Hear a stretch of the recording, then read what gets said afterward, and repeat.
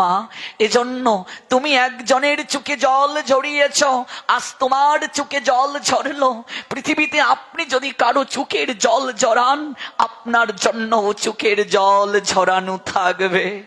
আপনি আজ শ্বশুর শাশুড়িকে কষ্ট দিচ্ছেন, যাতনা দিচ্ছেন, এক জন্মে না হোক অন্য কোনো জন্মে হলেও আপনি যেদিন শাশুড়ি হবে, প্রকৃতি আপনাকে আপনার সন্তান দিয়ে প্রতিশোধ নেওয়াবে।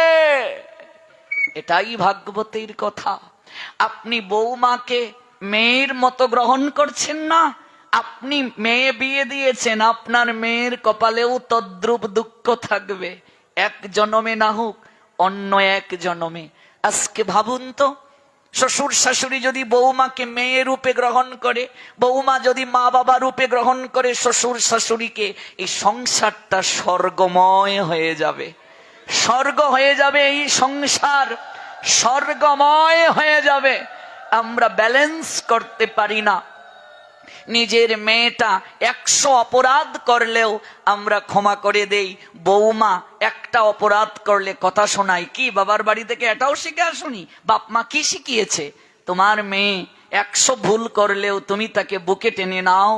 তোমার বৌমা, সেও তো কারো না কারো মেয়ে, তাকেও মেয়ের মতো শিখিয়ে নাও, জানিয়ে নাও, বুঝিয়ে নাও।